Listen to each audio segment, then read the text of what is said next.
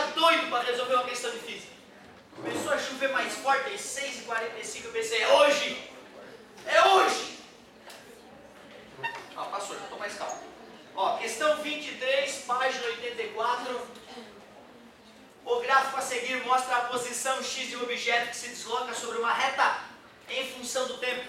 Entendi, professor. O cara está no movimento retilíneo, aí o gráfico é uma reta. Só nesse caso, meu querido.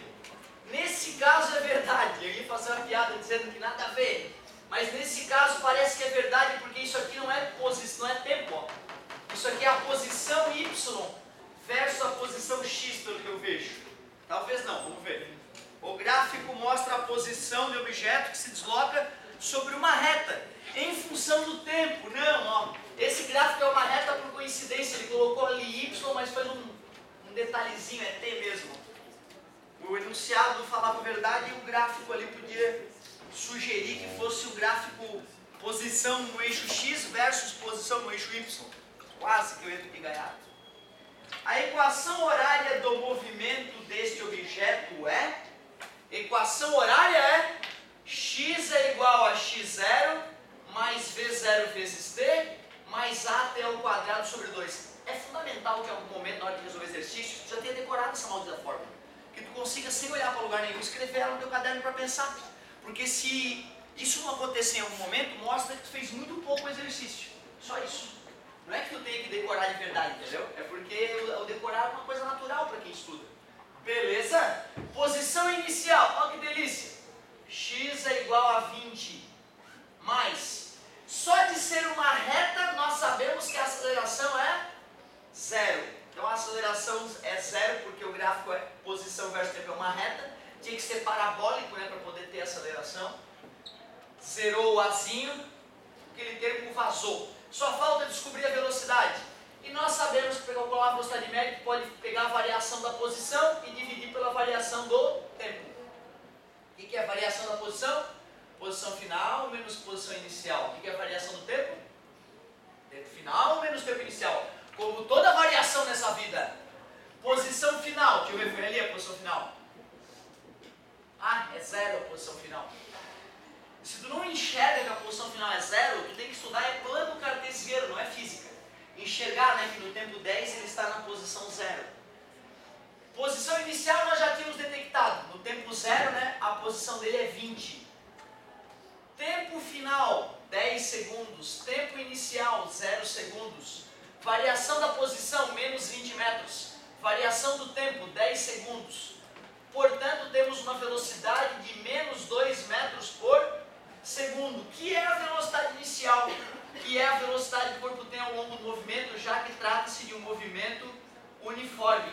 Mais com menos, dá menos. Se tu quer ter certeza que tu acertou, tu bota o tempo 0 e vê se vai dar 20, ó. Bota o tempo 0, ó, vai dar 20 certinho, ó. Será que no tempo 10 vai dar a posição 0 mesmo? Deixa eu ver, vamos botar 10 aqui. 2 vezes 10, 20, 20 menos 20, 0. Yeah! Acertei. 20 menos 2 vezes t, letra C. Muito bem. Pediram também a questão 26. Muitíssimo obrigado. Gostando de ver, galerinha? Estou acreditando que vocês tentaram com vontade as questões, porque errar é absolutamente indispensável. Tem que errar muito, toda semana para aprender física. Não sei se vocês sabem, né, mas especialista numa certa área é aquele que já cometeu todos os erros numa certa área. Para poder ficar bom em física, tem que errar muito, meu querido. 26. Agora vai, hein, que essa é boa. Muitíssimo obrigado, desculpe o cômodo.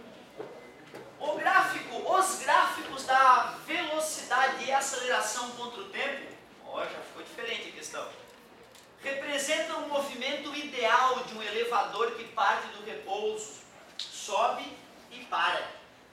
Beleza. Vou esboçar rapidamente os gráficos, velocidade versus tempo. O gráfico tem essa carinha aqui.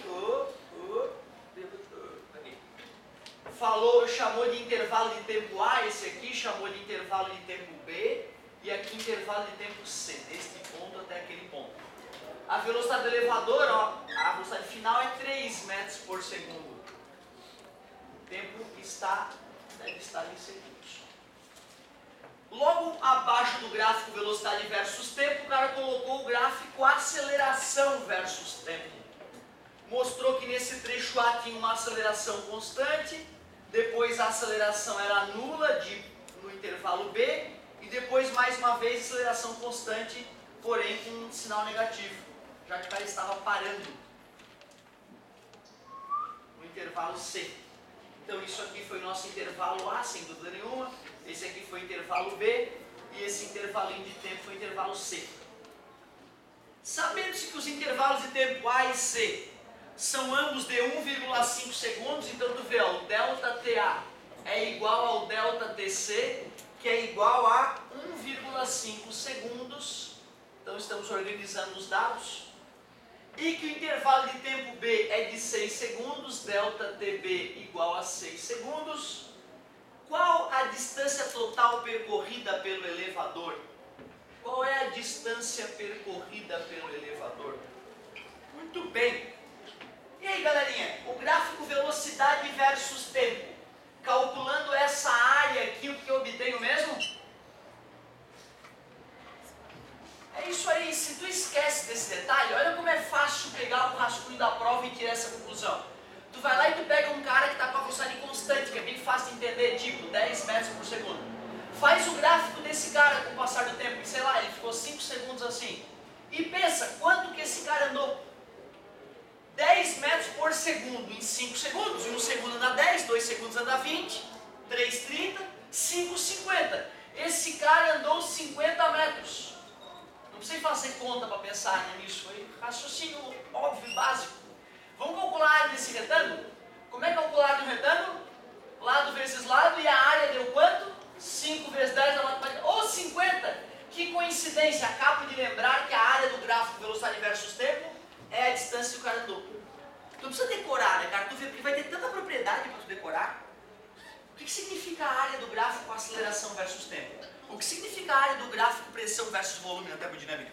O que significa o ângulo do gráfico?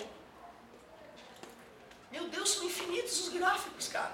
Como é que tu vai decorar tudo isso, né? Por isso tu tens que ter uma maneira de, no dia da prova, fazer um esboço no cantinho, fazer um estudo solitário ali, e pum, tá, lembrei. E vai lá e mata a questão. Ou seja, essa questão tinha que calcular a área desse gráfico.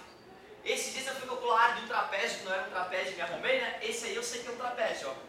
Quadrilátero, duas bases paralelas, dois lados paralelos, são chamados de bases, certo? Então é um trapézio. A área é o quanto o cara vai andar. E a área de um trapézio é base maior mais base menor vezes a altura sobre 2. A média das bases vezes a altura. Base maior do cara, é isso aqui tudo, ó. É 1,5 mais 1,5 que dá 3, mais 6 que dá 9. 9 segundos é a base. Base menor é o intervalo de tempo B, que são 6 segundos. A altura do trapézio é a velocidade que ele atingiu, vezes 3, sobre 2. ΔD é igual, 6 mais 9 é 15, 15 vezes 3 é 45, e 45 pila em duas parcelas, 22,50 metros. Isso é o que o elevador andou, 22,5 metros. Bastou calcular esta área. Eu vou te falar que no meu vestibular eu não gostava da área trapézio. Eu calcularia a área A área B, perceberia que a área C é igual à área A, né? Então é só multiplicar por 2. Dois triângulozinhos mais um retângulo, soma e é gol. Tinha ABCD essa? Era aberta. 22,5 letra D. Bacana essa pergunta porque é uma das propriedades mais cobradas da cinemática. Saber que o gráfico velocidade versus tempo, o cálculo desta área gera a distância que o cara percorreu. Cara, difícil o vestibular não cobrar essa ideia. A UFSC cobra ano sim, ano não. Ano sim, ano não. Vamos que vamos!